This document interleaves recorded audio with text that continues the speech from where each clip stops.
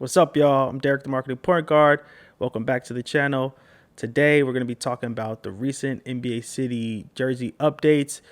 Started teasing that we're going to get the full slate soon, and from some early looks, it looks like they're bringing back some classics this year. Now, if you've been following the City Edition program and honestly this channel, we kind of broke down what the intent of the jerseys were and kind of the sloppy execution that we've been seeing as of late. And so with this recent news and we start to see some teams bringing back old designs, I think it's for the betterment of the entire program, right? Because now you get to see teams build that equity, and you get them to have a chance to develop that history and that heritage that ultimately makes these jerseys impactful anyway. Because if not, they're just random designs refreshed annually. So let's look at some of the teams that have teased their jerseys already. First up, we got the Los Angeles Lakers. They're going back with their Showtime design, and it's a no-brainer that they should have went to the archives because last year they thought their jersey was cursed. That's how much they didn't like it.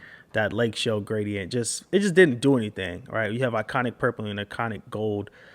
Lean into one of those designs or create something fresh. That jersey was destined to fail, and the players hated it. And they felt that they were cursed. So no surprise there. They're going back to the well and doing a tried and true design. We also see the Hawks and the Bucks going back to old designs as well. Both of those kind of lean more into the city and state's heritage. You know, the Hawks with the peach design. That's just such an iconic color in Atlanta and Georgia. And so those jerseys did really well here. And so it makes 100% sense for them to bring that back. Same with the Cream Cities up in Milwaukee. Another good design. Yeah. And the last team that's bringing back an old design that we've seen so far are the Minnesota Timberwolves. Now, these Prince jerseys, I feel like, didn't have a chance to win. When they first dropped, they were a marquee design for Nike. This was, I believe, year 2 when these initially dropped, and it was coming off the heels of Miami's Vice program, which we broke down on the other channel, that became kind of the standard and the bar for city editions moving forward. And so in year 2, there were 2 marquee designs that Nike was putting a lot of push behind. And that was the Minnesota Timberwolves with the Prince design and the Nets jerseys that had the Biggie inspired design. Both had the music angle. And so it was like a nice way for them, to kind of reach a new market. And so Minnesota had these great Prince themed jerseys that they wore for 1 year.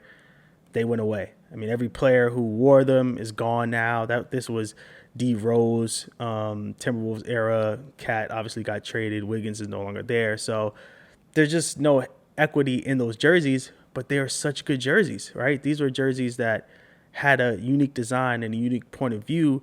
And for Minnesota, you don't really have too much to pull from. I feel like ever since these jerseys, all they've done is either flip their team colors and add in some kind of icy or cold element, right? Like you have an iconic musician from Minnesota who is proud to be Minnesota, and you made these great jerseys, and they're here 1 year, gone tomorrow. Never made sense. So I'm happy to see these coming back.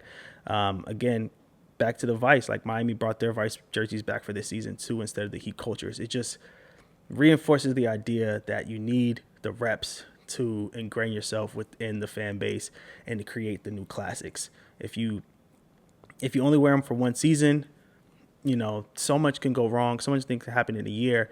Injuries happen, performance goes up and down. But if you ride the wave for a couple of years, you'll get some moments that people can rally behind. You get people buying the jersey, having access to it, building that fanhood, building that relationship with the team. And that's what the point of the jersey should be, right? It shouldn't just be a cash grab. These are the biggest branding tools for teams, when the players are on the court. That's what you see. So these should be cherished. These should be hallowed ground. So I'm glad to see that, we're kind of shifting away from the annual churn and the refresh and getting back to something that's just a little bit more thoughtful and has a little bit more care in it, right? And although you may not see the annual returns up front, I think this is the way to go to actually build true brand equity for the teams and to establish some new history and new heritage for fans. So at the end of the day, it's a win-win for the NBA. It's a win-win for Nike.